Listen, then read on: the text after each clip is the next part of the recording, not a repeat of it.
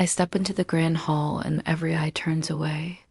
The chandelier's crystals scatter light across my trembling hands. My sister stands beside me, smiling, poised, while her phone screen flashes group chat, tonight's entertainment. I feel her breath on my shoulder as she whispers, "Remember when Dad said you'd never amount to anything?" I force a smile, but the whisper cuts sharper than any blade. A waiter hands me a glass of champagne. I lift it, the ruby liquid trembling, and scan the crowd. My fiance's best friend raises his brow and mouths. Nice dress for a charity event. Pity it's a size too big. Laughter ripples through the circle. I taste copper on my tongue and feel every eye burning into my skin dot. My phone buzzes in my clutch. I pull it out. A single message from my own brother. "We all know why you're here. Just don't fall on your face." The words glow in stark white against the black screen. I want to drop the phone and run, but the room suddenly hushes. All waiting for the show. I clear my throat. My voice quivers. "Thank you for coming." It sounds brittle, like dry branches snapping underfoot. They lean in, hungry for the spectacle. Their whispers, "Watch her crumble." "She's nothing." Echo in my head dot, and in that moment, something inside me snaps. This isn't the end of my story. It's only the prelude to a reckoning they'll never see coming dot. My name is Maya. Grew up in a sleepy coastal town called Windermere, where the ocean smelled like salt and stories, and everyone knew your name even before you were born. We weren't rich, but we had rhythm routine. My mornings were filled with warm buttered toast, my father's newspapers rustling like ocean waves, and my mother humming old French songs in the kitchen while she overwatered her orchids. Life was gentle, predictable. I was the eldest. Then came Olivia, my sister, 2 years younger, with freckles and a laugh that could convince the sun to shine. And finally, Sam, our baby brother, with a crooked smile and sticky hands, always clutching marbles or toy soldiers. We were inseparable. The trio that ruled Windermere Beach. Summers were sandcastles and lemon popsicles. Winters were blanket forts. Secret handshakes and promises whispered into the dark. Dad always said, "Blood first, always." And for a long time, I believed him. Olivia and I shared a room until I left for college. We'd lie in bed at night and talk about our futures. She wanted to be a fashion editor in New York. I dreamed of starting a company that would change lives, though I never quite knew how. Sam would eavesdrop from behind the door and tease us the next morning, retelling our ambitions in cartoon voices. Our parents were proud people. My mother wore pearls even on Tuesdays, and my father built his business Delacroix Solutions from a tiny garage into $1 million consulting firm. He was stern but generous. Mom handled the soft stuff, as she called it, birthdays. Scraped knees, the smell of cinnamon rolls that meant you were forgiven. After I graduated with a degree in business psychology, Dad offered me a junior strategist role in his company. Olivia joined later, working in PR. She had charm, looks, and connections. Sam, on the other hand, was still in college when things began to shift. But in those early days, we all believed we were climbing the same mountain, hand in hand. That first year, I worked like gravity depended on me. 12-hour days, weekends lost to spreadsheets, strategy decks, and Nestor calls. Dad noticed. I got promoted fast, maybe too fast. At family dinners, I'd beam as I recounted my latest project wins. Olivia would smile, but it never quite reached. Her eyes, "I'm proud of you," she'd say, swirling her wine.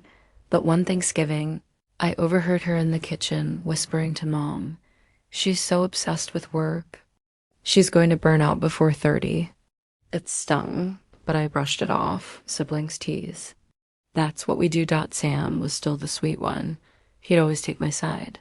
He'd bring me coffee at the office and sit in on my meetings just to learn.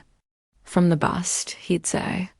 I didn't know then that admiration can mutate, that sometimes Shadows grow fastest under the people who walk closest to you. Still, I held on to the dream, the three of us eventually leading the company together. A family empire.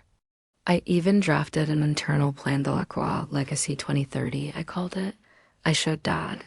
He nodded. Said it was ambitious, but not impossible. I printed it on thick cardstock and gave a copy to both Olivia and Sam, bound with a silk ribbon.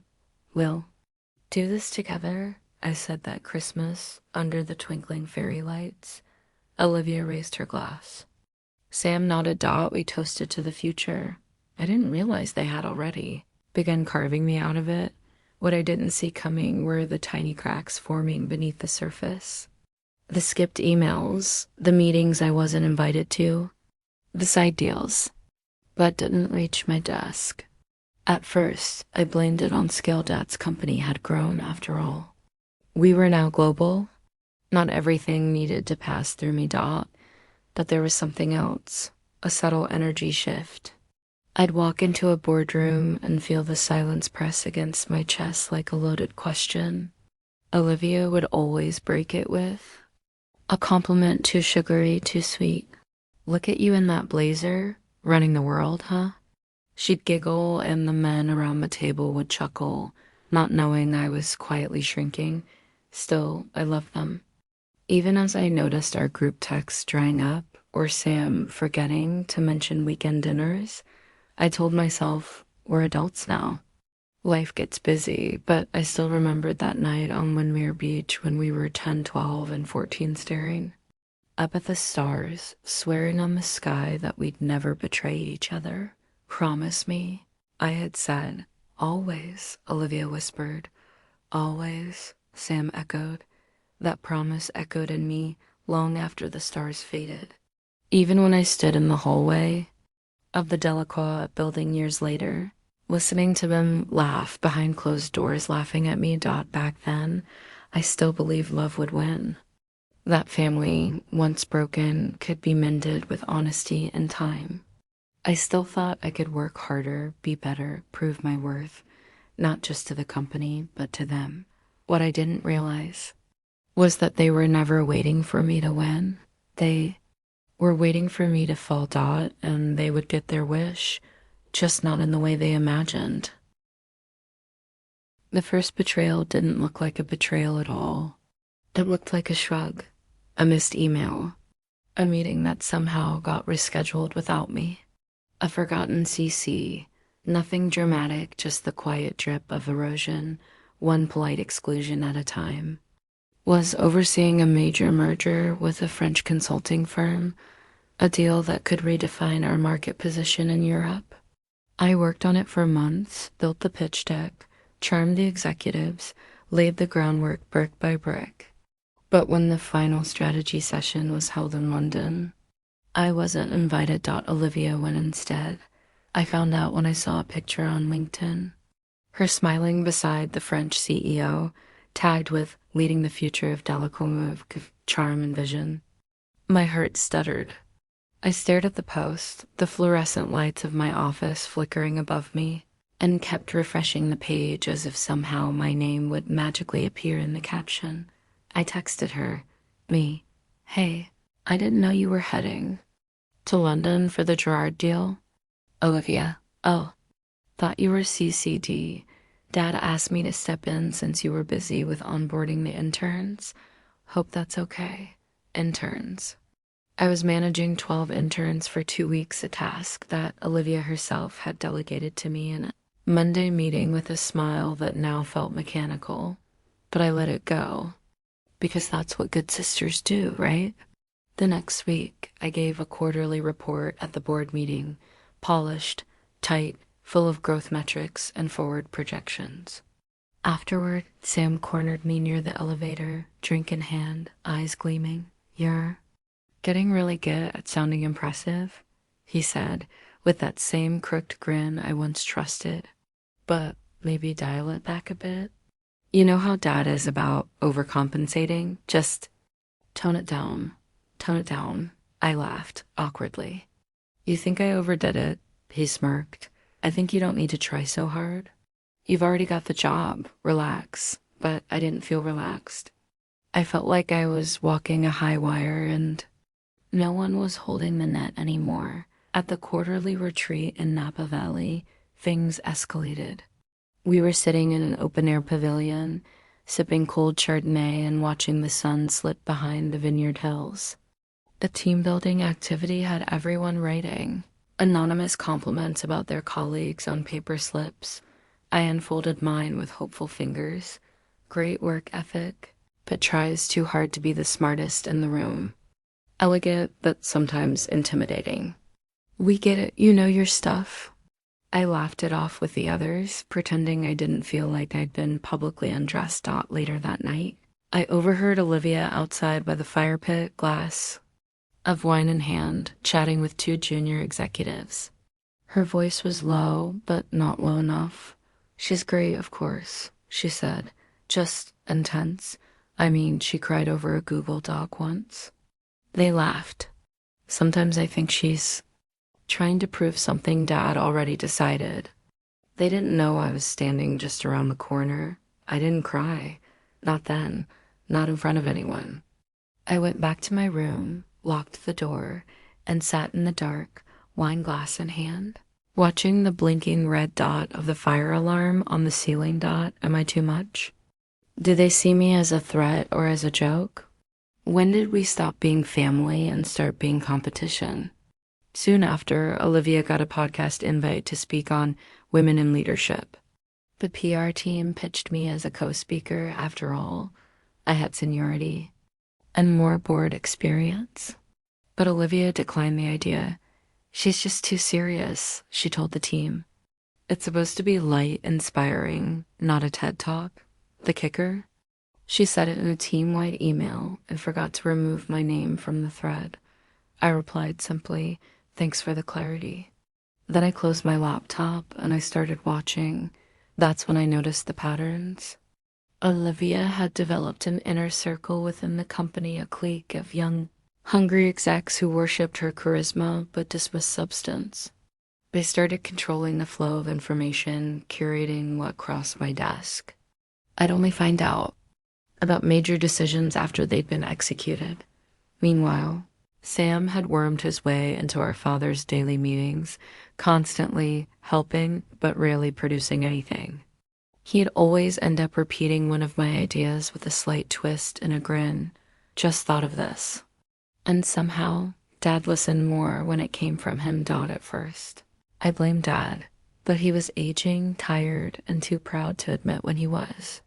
Being misled, he assumed we'd work it out, that siblings would sort their messes like kids in the backyard, not boardrooms filled with sharks and tailored suits. But this wasn't a family squabble. This was a coup, and I was the only one who didn't see it coming. Until one day, a junior analyst I mentored, Amina, slid a confidential document under my office door. No words. Just a knowing look as she passed by. It was a timeline, a digital roadmap marked with dates, names, deals. Titled, Transition Plan, Phase 3, Post-Merger Leadership Shift, and there it was. My name, removed from leadership oversight, effective. Q3. Just like that, planned, quiet, almost surgical. I read it twice, then once more. And as I closed the folder and stared out the window, something shifted in me. Not rage. Not tears. Just silence. A silence so sharp it could cut glass, because I finally understood what they had done, what they had been doing all along, and I knew what I had to do. It happened on a Thursday. I remember because the morning sky had been silver gray, heavy with fog, the kind that settles over the ocean like a secret. I wore my navy blue power suit, the one I usually saved for investor calls. I had a board presentation scheduled for noon, the quarterly innovation roadmap. I was proud of it. I had poured weeks of strategy and analysis into those slides. I arrived early, as always. The conference room was still empty, the long glass table gleaming under cold LED lights. I laid out the printouts, double-checked the deck, adjusted the blinds. Everything had to be perfect. By 11:50, people started to arrive. Our father, stern-faced, eyes tired. Olivia floated in with a casual elegance that didn't belong in a boardroom but always worked for her cream blouse. Soft curls, her signature pearl earrings. Sam followed last, sleeves rolled up, no tie. He gave me a tight-lipped nod. Something felt off. The usual chatter was missing. People sat too still. Avoided my eyes. At exactly noon, Dad cleared his throat. "Before we begin," he said, "there's an announcement." I looked up from my laptop. His voice was tight, practiced. Olivia shifted slightly in her seat, as if readying herself to savor something. "There's been a restructuring of roles," Dad continued. "Effective immediately. Olivia will be stepping in as Chief Strategy Officer. Sam will oversee international operations. You," he said, turning to me, "will support both divisions in an advisory capacity, non-executive." I blinked. Silence swallowed the room. "What?" Dad avoided my gaze. "This isn't personal." The board voted. We need a younger, more flexible approach to brand positioning. Olivia's shown real strength and visibility, and Sam's been key to investor growth in the EMEA region.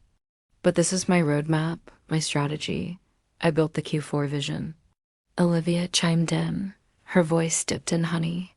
"And you've done an incredible job. We just thought maybe you'd want some time to breathe. You've carried a lot lately." Her words were full of sugar and knives. I stood up. "You're taking my work, my title, and giving it to them?" Dad looked at the table. "It's not about titles." I laughed once, bitter hollow. "No, it's about betrayal." The room remained still. Not one person spoke. No one came to my defense. I saw it in their eyes. They had known, all of them. This coup wasn't sudden. It had been orchestrated, rehearsed, signed, and sealed. And the worst part? They had used my own roadmap to push me out. I turned to Sam. "And you?" He shrugged. "You always wanted control.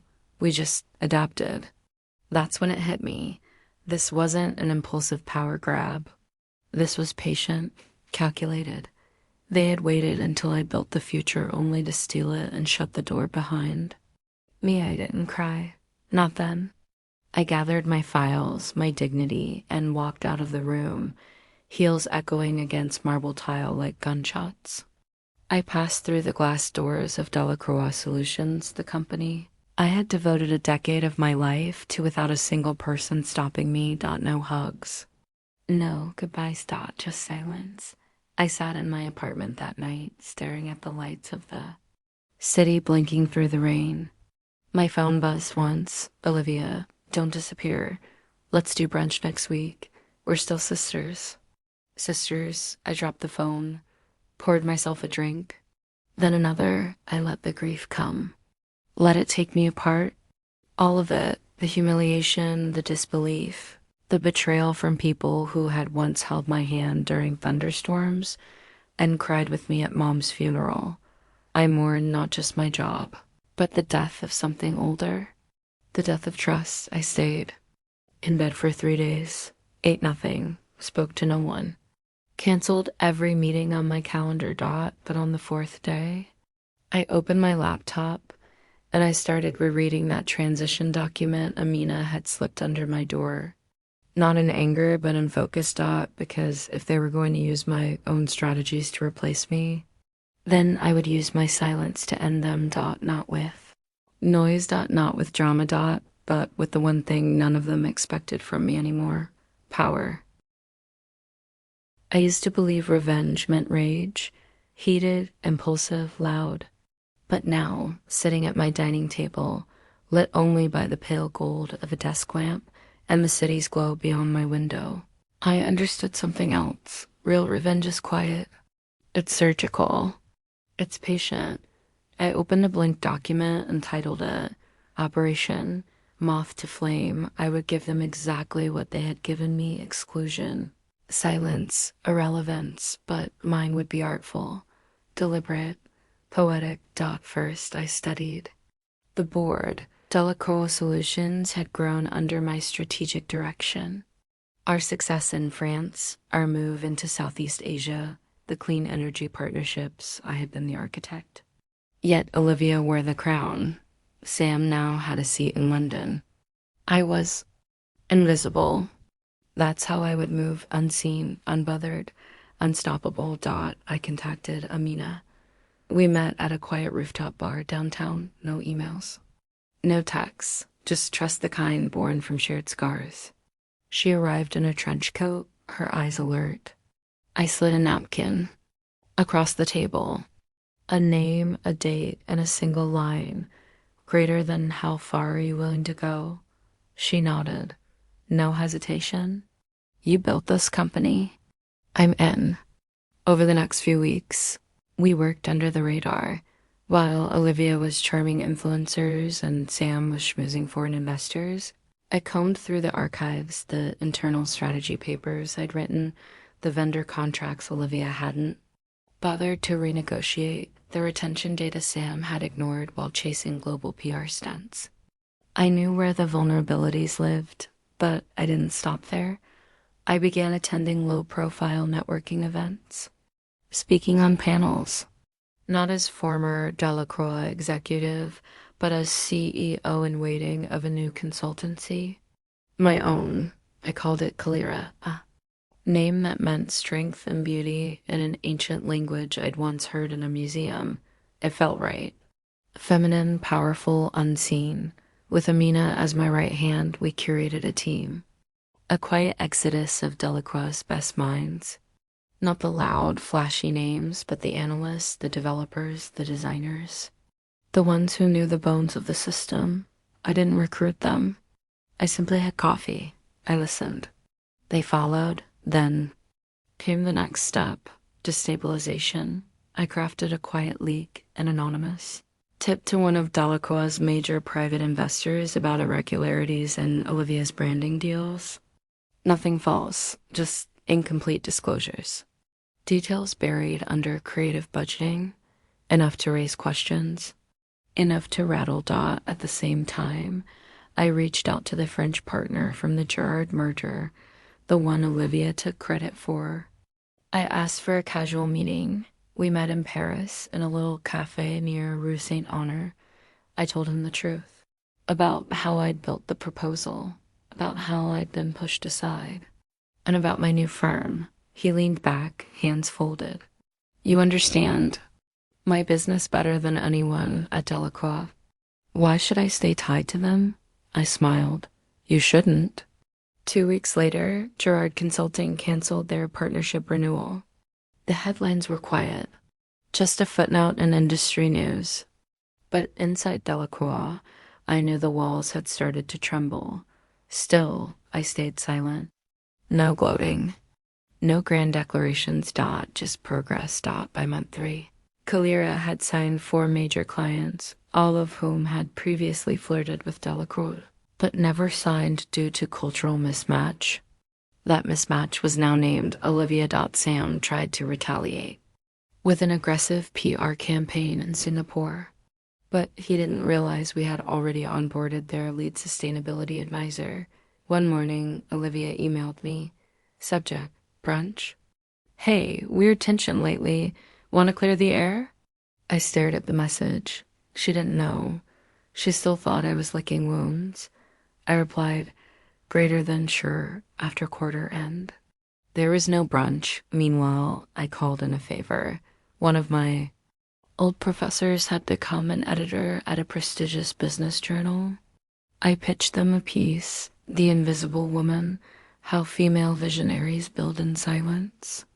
I didn't name names, but I didn't have to. The subtext roared, and the industry listened. In the final phase, I waited as Sam's expansion budget dried up from investor pullbacks, waited as Olivia's marketing campaign flopped after the lead designer resigned. He had joined Kalira last week, waited as whispers started reaching our father's ears. That's when he called. It was late. I was pouring tea, barefoot in my kitchen, greater than we should talk. I let silence stretch, then said, "You mean now that I've become inconvenient?" He sighed. "You were always the sharp one." "I was wrong to doubt you." I sipped my tea. "I know. What do you want?" There it was. My revenge wasn't about shouting or revenge post. It was about being the only one left holding the blueprint when the empire began to burn. Because now they needed me, but I didn't need them. Not anymore. There's a moment just before a storm hits when the air feels charged like the world is holding its breath. That's what the Delacroix Annual Shareholder Summit felt like that year. The event was held at the Monarch Hotel downtown. All glass towers and gold. Chandeliers, the kind of place that turns whispers into echoes and egos into parades. I hadn't attended in 2 years. Everyone assumed I wouldn't show. They were wrong. I walked in wearing a black silk blouse and tailored cream trousers. No name badge, no fanfare. Just calmed out Olivia was already on stage, pacing like a TED Talk savant, slides flickering behind her. She was pitching a bold new future for Delacroix. Same buzzwords, different lipstick. I took a seat in the back, crossed my legs, watched Dot when she clicked to the next slide. It was blank. The projector froze. She clicked again. Still blank. Murmurs began. Someone on her tech team scrambled. Olivia stayed poised, but I saw her eyes dart toward the corner, toward Sam. He was seated in the front row, flipping through a printed version of the deck that suddenly didn't match what was on the screen. Then the slide flickered to life, but it wasn't hers. It was mine. Title appeared: Restructure or Rebuild: The Hidden Cost of Silencing Innovation. Below it, authored by K. Delacroix. Gasps. A few phones rose discreetly. The slide advanced. It showed side by side. Projections, the ones I had modeled before I was pushed out, next to Olivia's revisions. Mine showed sustainable growth. Hers showed volatility, overreach, and loss. Then, the next slide, Gerard withdrawal, internal memo leaked. Dates, signatures, all sourced, all verified, and finally, why Kalira exists. I stood up. Someone whispered, "That's her weight. Is that the sister?" I didn't take the stage. I didn't need to. My name was already doing the talking. Olivia froze. Sam stood, muttering too. An aide, Dad, looked straight at me. And nodded. The presentation was cut short. Half the room walked out. A third were already pulling up Kalira's website on their phones. That evening, my inbox flooded. Inquiries, job offers, partnership proposals. By morning, 3 of Delacroix's most valuable clients had requested a meeting with me. The board demanded answers. Sam gave them noise. Olivia gave them charm. I gave them silence. And then I gave them options. I sent a single-page proposal, a buyout of 3 Delacroix subdivisions under Kalira. No animosity, just business. He signed within the week. That's when everything changed.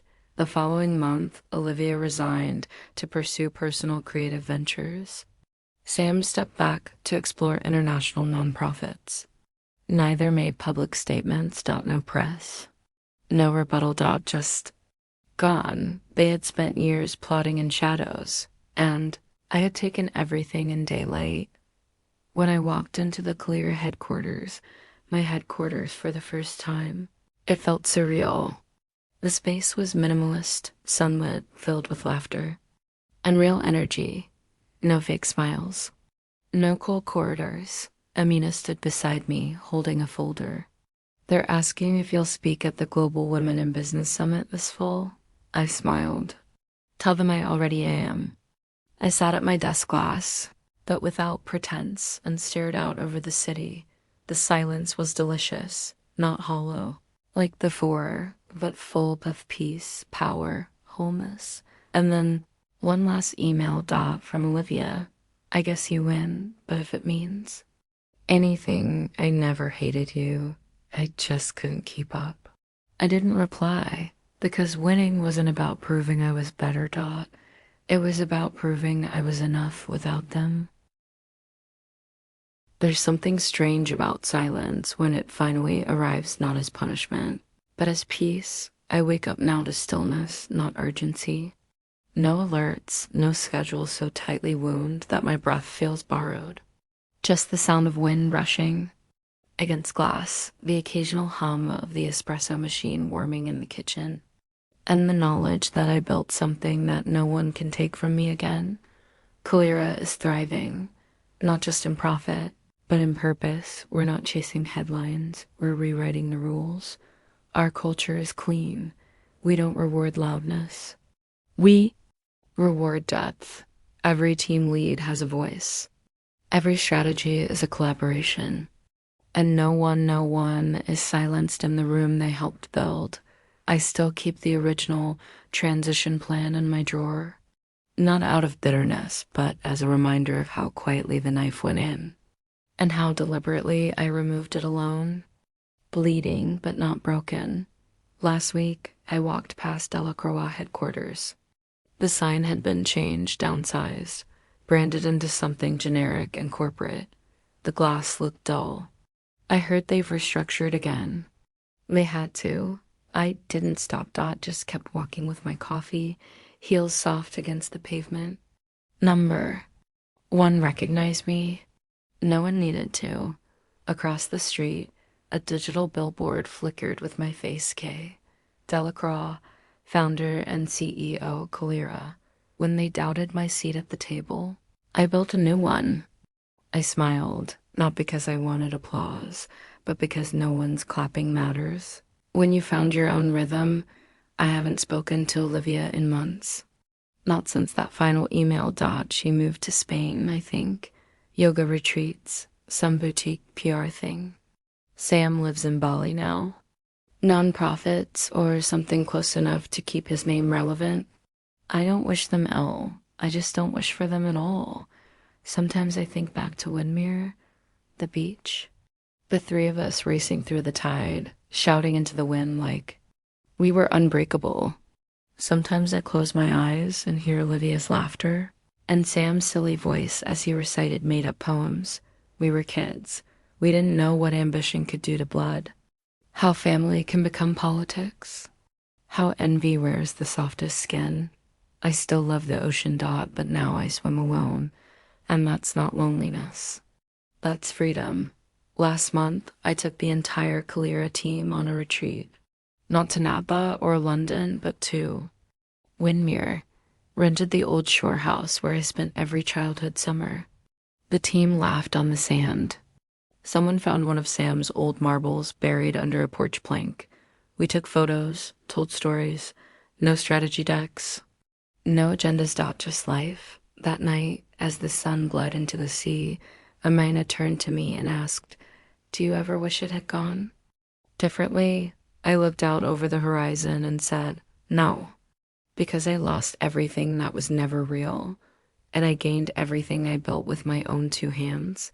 Now, one hosts leadership salons, intimate evenings, where women from every corner of business gather in candlelit rooms, sip dark wine, and talk about the things we aren't supposed to say out loud. How ambition is punished, how trust is weaponized, how betrayal feels like drowning in velvet, and how you rise. Every time I speak, someone comes up to me afterward quietly, like a confession, and says, "You told my story." No, I tell her story, because betrayal doesn't end you. It begins you. And if you're still here reading this, watching this, listening to this, maybe you've been betrayed. Too. By family. By those who called you sister, friend, partner, and still chose to silence your fire. Don't let them. Let them laugh. Let them whisper. And while they do, build. Because someday they'll be watching from the shadows, wondering how the girl they laughed at became their silence. Not all endings are loud. Some are quiet, some are mine. If you're still here, you already know. Subscribe for the next reckoning.